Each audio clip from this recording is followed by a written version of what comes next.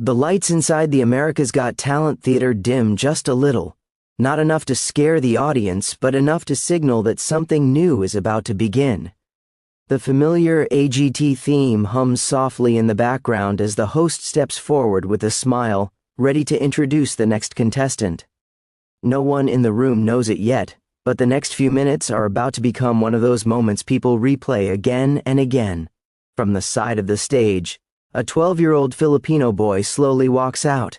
He is small for his age, wearing a simple outfit, black jacket, white shirt, dark pants, no flashy costume, no glitter, no backup dancers. His shoes make a soft sound against the polished stage floor as he takes each careful step forward. The massive AGT logo glows behind him, towering over his tiny figure, making him look even more fragile. The audience claps politely, but there's uncertainty in the air. Simon Cowell leans back in his chair, arms crossed, his face neutral. He has seen thousands of kids walk onto this stage claiming to be special. Heidi smiles kindly. Sophia tilts her head, curious. Howie leans forward slightly, studying the boy's body language. The host crouches beside him and asks the usual questions: his name, his age, where he's from. His voice is soft, almost trembling. "I'm 12 years old," he says. "I'm from the Philippines." There's a gentle awe from the audience. When asked why he came to AGT, the boy pauses. His eyes move briefly toward the judges, then down to the floor. "I want to make my family proud," he says quietly, "and I want to bring back the feeling of Michael Jackson." That sentence lands differently. Simon raises an eyebrow. Michael Jackson. Those two words carry weight. Legends are dangerous territory on AGT. Many have tried, most have failed. Simon leans forward now. "That's a big claim," he says. "Why Michael Jackson?" The boy takes a breath, a deep one. For a second it looks like he might freeze. Then he answers, honestly and simply, "Because his music made me believe I could dream, even when life was hard." The room grows quieter. The host thanks him and gently steps away. The boy walks to the center of the stage. The spotlight tightens around him, isolating him from everything else. Suddenly, the crowd, the judges, the cameras, all of it fades away. It's just him now. He closes his eyes. For a split second, nothing happens. Simon exhales slowly, almost impatient. Then the music starts. A familiar Michael Jackson beat fills the theater, clean, sharp, unmistakable. The audience reacts instantly, some gasping, some whispering. But before anyone can form an opinion, the boy moves, and everything changes. His posture shifts completely. The shy kid disappears, his shoulders square, his chin lifts, his feet glide across the stage with a confidence that doesn't belong to a nervous 12-year-old. The first step is smooth, the second is sharper. Then comes the signature Michael Jackson rhythm, precise, controlled, effortless. The audience leans forward. Simon's eyes widen just a little. The boy's movements are not exaggerated, not cartoonish. He isn't copying Michael Jackson, he's channeling the spirit. Every beat hits exactly where it should. Every pause is intentional. His timing is unreal. Then he spins. Perfect. A clean stop, a sharp turn of the head. The crowd erupts, but the boy doesn't react. He stays locked in, completely focused, as if he's performing alone in his room, dreaming of this exact moment. When he begins to sing, it's not loud. It's not forced. It's controlled, smooth, emotional. His voice carries the warmth and pain of someone much older, someone who has lived through struggle. The judges exchange glances. This isn't just talent. This is something rare. Simon's arms uncross. He leans forward, elbows on knees, staring at the stage. His expression has changed from skepticism to concentration. He's not judging anymore. He's watching. The boy executes a flawless moonwalk. The audience explodes. People stand up instinctively, hands over mouths, unable to believe what they're seeing. A 12-year-old from the Philippines is standing on the biggest talent stage in the world, bringing back the magic of an icon many thought could never be honored properly. Yet the most powerful moment comes when the music softens. The boy slows down. His movements become gentler, more emotional. His face shows vulnerability now. eyes shining under the stage lights. He sings with feeling, not perfection. And that's what makes it unforgettable. You can see it on Simon's face. He's moved, not because it's flashy, but because it's real. This isn't a child chasing fame. This is a kid carrying a dream bigger than himself, honoring an idol, and telling a silent story of hope through music and movement.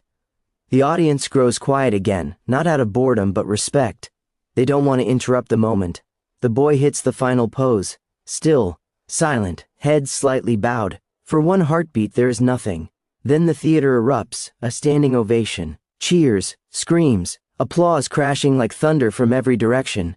The shy boy from the Philippines stands frozen, shocked by the reaction. His eyes widen, his mouth opens slightly. He didn't expect this. The judges stand too. Simon remains seated, but he's smiling now, a rare, genuine smile. And in that moment, everyone in the room knows something special has just begun. This was only scene one. The real shock is yet to come. It crashes through the theater like a wave, loud enough to shake the lights above the stage. People are on their feet, clapping until their hands hurt, cheering for a 12-year-old boy who walked in quietly and somehow walked out as a force no one saw coming. The boy still stands at center stage, breathing fast, chest rising and falling. His hands tremble slightly, not from fear anymore, but from adrenaline. He bows his head once, then again, unsure what to do next. He looks toward the judges' table. That's when he sees it. Every single judge is standing. Heidi is clapping above her head, eyes wide, shaking her head in disbelief. Sophia has one hand over her heart, the other clapping slowly, her expression soft and emotional. Howie is laughing and clapping at the same time, turning to the crowd as if to say, "Did you just see that? And Simon Cowell?" Simon is standing too. That alone sends another surge of cheers through the audience. Simon doesn't stand for just anyone. He stands when something truly special has happened. The applause finally begins to fade, replaced by heavy breathing, scattered cheers, and the hum of excitement still vibrating in the air. The boy wipes his face with the back of his hand. Sweat glistens on his forehead under the hot stage lights. He looks smaller again now that the music has stopped, just a kid standing in front of the biggest judges in the world. The host steps back onto the stage, smiling wide. "Wow," he says. "Wow, wow, wow." The audience laughs and applauds again. The host turns to the judges. "Let's hear what the judges think."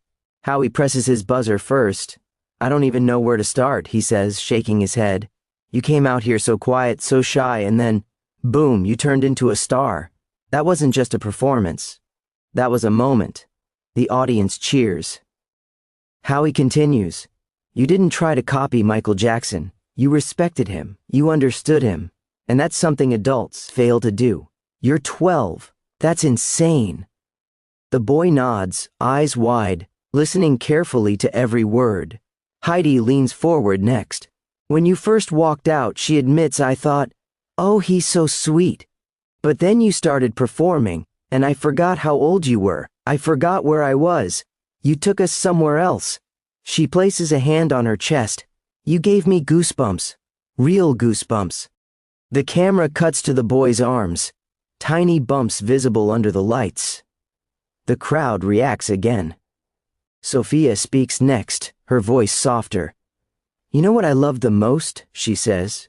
"Your emotion. Not the moves, everyone can learn moves. But you felt every second. I believed you." She pauses, looking directly at him.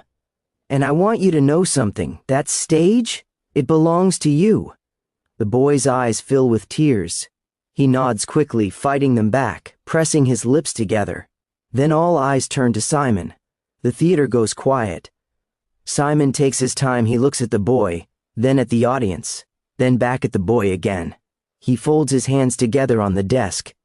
"You know," Simon begins slowly, "a lot of people come on this stage and say they're inspired by Michael Jackson." The boy swallows. "And most of the time," Simon continues, "it's a disaster." A nervous laugh ripples through the crowd. "But what you did," Simon says, leaning forward, "was different." He pauses, long enough for the tension to become unbearable. "You didn't perform at us, you performed for something. I don't know what you've been through, but I felt it. Everyone here felt it. Simon glances at the other judges who nod in agreement. At 12 years old, he says, "You have something that can't be taught, and that is instinct." The boy's hands shake now. Tears finally spill over. Simon smiles slightly. "And that's why this competition exists." The audience erupts again. Simon isn't done. "But here's the problem," he says, raising a finger. The crowd quiets instantly. Moments like this don't come often. And when they do, you don't let them go. Simon looks down at the desk. Then, slowly, deliberately, his hand moves closer to the golden buzzer. Gasps echo through the theater. The boy freezes. His mouth opens slightly. The judges look at Simon, shocked but smiling. Heidi covers her face. Sophia grabs Howie's arm. Simon looks back at the boy one last time. "This," he says, "is for the kid who walked out here with nothing but a dream." His hand hovers above the buzzer. The tension is unbearable. The audience is screaming now, "Press IT, press IT." The boy's knees tremble, he doesn't breathe. And just before Simon makes his move, the screen fades to black.